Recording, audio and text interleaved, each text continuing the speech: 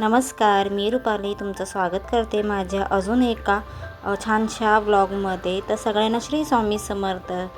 तर सकाळची छान अशी दिवसाची सुरुवात तर झालीच होती आणि हा धुलीवंदनचा दिवस आहे, तर हा त्याच दिवशीचा व्लॉग आहे, धुलीवंदनच्या दिवशीचा. आणि तुमच्यासोबत आज म्हटलं चला व्लॉग पण शेअर करूया.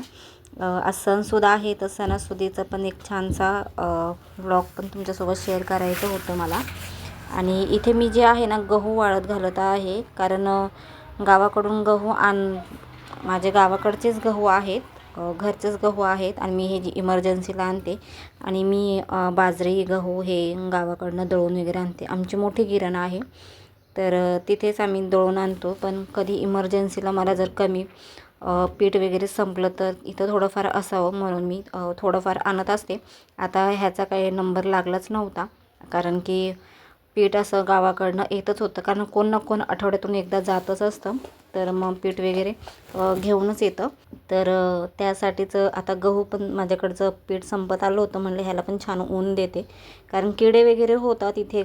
जास्त धान्य मी आणत नाही, कारण इथे कसं बंद खोली असते आणि त्यामुळे कीड वगैरे लागायची जास्त शक्यता असते, त्यामुळे मी काय आणत नाही. आणि थोडेसे कीड लागायला लागली, म्हटलं चला म्हणून गहू मी आणले होते. थोडंसं त्याला ऊन वगैरे देऊया आणि दुपारी दळण वगैरे करून हे पण दळून आणलं पाहिजे, जास्त दिवस नको ठेवायला यासाठी. आणि मला वाटलं धान्य कसं टेरेसवर असलं ना तर पक्षी वगैरे खाऊन टाकतात, त्यामुळे मी त्याला झाकून वगैरे ठेवते. आणि खाली आले आणि घरातली सगळी कामं वगैरे उरकून घेतली. मुलं जे आहे खाली खेळायला गेली होती, रंगपंचमी वगैरे खेळायला गेली होती. तर म्हटलं चला पटपट आपण तोपर्यंत कामं वगैरे उरकून घेऊया. तर इथे माझे कपडे वगैरे धुवून झालीच होते आणि माझ्या मैत्रिणींनी एंट्री केली. तर त्या आल्या दार ठोकायला, तर मला कळलं मला कलरच लावणं, त्यामुळे मी लगेच चेंज केलं. जो जुना ड्रेस होता तो चेंज केला आणि तो गाऊन होता तो चांगलाच नवीन होता, त्यामुळं. आणि नुकताच मी यूज करायला काढला होता, त्यामुळे तो काही खराब होऊन द्यायचा नव्हता मला. आणि हा ड्रेस आता जरा झालाच आहे जुना, तर म्हटलं चला आपण हाच हे करूया, कारण मी शेतात वगैरे गेले तरी मी असंच ड्रेस घालते, जेणेकरून तेच खराब होतं. आणि कम्फर्टेबल पण असतं, शेतामध्ये काम करायला पण कम्फर्टेबल जातं मला ह्या ड्रेसवरती. त्यामुळे मग ह्या आल्या, कलर वगैरे लावलं आणि छान वाटतं कधीतरी असं कलर वगैरे केल्यानंतर. मग छान परत मी फ्रेश झाले, अंघोळ वगैरे करून घेतली आणि केस पण खूप खराब झाले होते, मग ते पण धुवून वगैरे घेतले. आणि त्यानंतर मी इथे रात्रीचं पीठ होतं, पुरण शिल्लक राहिलं होतं, रात्री पोळ्या केल्या होत्या आणि कालचं काही शूट करता मला आलं नाही. मी काही शूट वगैरे पण केलं नाही होळीच्या दिवशीचं. तसं नैवेद्य वगैरे मी केलं होतं, काल सगळं केलं होतं, पण शूट वगैरे काही केलं नाही. म्हणून मग म्हटलं चला आज आता पण इथेच करूया.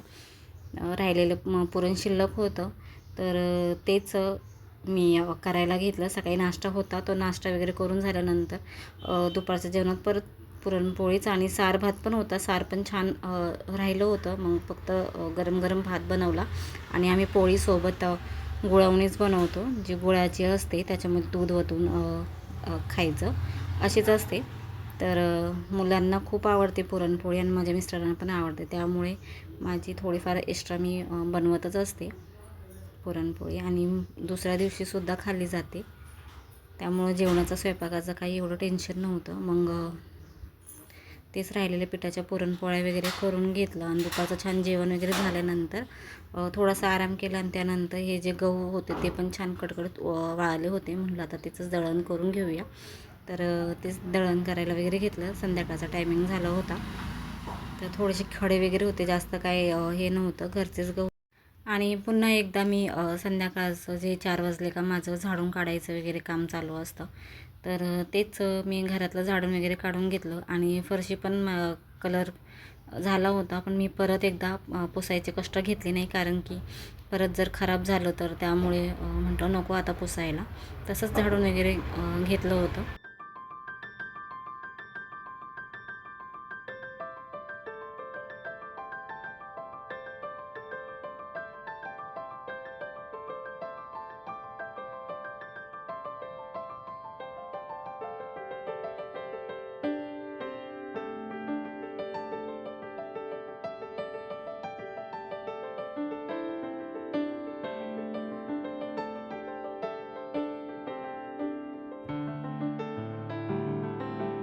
त्यानंतर मी किचनमध्ये आले आणि माझी सकाळची एक सुरुवात छान अशा चहाच्या कपाने होते आणि संध्याकाळची पण सुरुवात चहाच्या कपाने होते, कारण चहा मला लागतोच.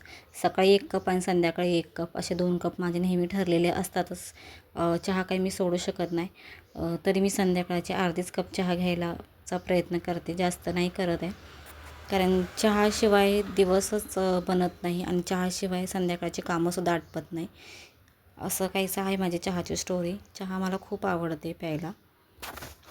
जास्त गोड वगैरे नसते माझी, खूप कमी प्रमाणात साखर असते. पण चहाशिवाय नाही, संध्याकाळी जाऊ शकत नाही आणि सकाळची सुरुवातही होऊ शकत नाही चहाच्या एका कप. त्यानंतर लगेच लागली स्वयंपाकाला. त्याआधी मी चिकन वगैरे घेऊन आली आणि स्वच्छ शिजायला वगैरे टाकलं आणि मिस्टरांसाठी पण चहा वगैरे ठेवली स्वयंपाक होईपर्यंत, म्हणजे चहा पितील ते पण. आणि एकेका मस्त भाजी वगैरे शिजून झाली होती माझी आणि म्हणलं आता भाकरी करूया आणि गरम गरम जेवण करून घेऊया. आणि 8 वाजता आमचं जेवण असतं, लवकरच जेवण करायला घेतो. 8 ते 8:30पर्यंत जेवण ठरलेली वेळ असते. या वेळेत मुलांचा अभ्यास पण चालतो, त्याआधी स्वयंपाक माझा चालू असतो आणि इकडं मुलांचा अभ्यास चालू असतो. तर तेच मिस्टर अभ्यास घेत होते, तर तोपर्यंत मी पण म्हणलं चला माझं पण स्वयंपाक वगैरे करून घेऊया. मला एकच भाकरी करायची होती आणि सकाळ पीठ होतं चपातीचं, तर मुलांसाठी ते चपातीच केलं. त्यांना चिकनबरोबर चपाती खायला आवडते आणि पीठ शिल्लक आहे म्हणून मी करायला घेतलं चपाती. आणि ते 2 भाकरी केली आणि त्यानंतर मुलांसाठी पण चपात्या वगैरे करून घेतलं. तर नेहमी माझ्या संध्याकाळच्या कधीच चपात्या नसतात, पण पीठ शिल्लक होतं म्हणून. आणि मी दुसऱ्या दिवसासाठी नाही ठेवत, ते फ्रीजमध्ये कधीच एक्स्ट्राचं पीठ मळून ठेवत नाही. त्यामुळं म्हणलं चला आता ह्या 2-3 चपात्या पण करून घेऊया. मुलांना आवडतात चिकनसोबत चपाती खायला, तर त्यांना ते पण केलं. चपात्या वगैरे करून घेतल्या, भाकरी झाल्या 2. आणि चला अशा पद्धतीने माझा आजचा ब्लॉग पण एंड करते मी इथेच. आणि कसा वाटला कमेंट करून नक्कीच सांगा. व्हिडिओ आवडल्यास चॅनलला लाईक करा, व्हिडिओला लाईक करा आणि जर चॅनलवरती नवीन असाल तर प्लीज सबस्क्राईब करा, सपोर्ट करा. चला भेटू पुन्हा आणखीन एका ब्लॉगमध्ये. तोपर्यंत चला बाय.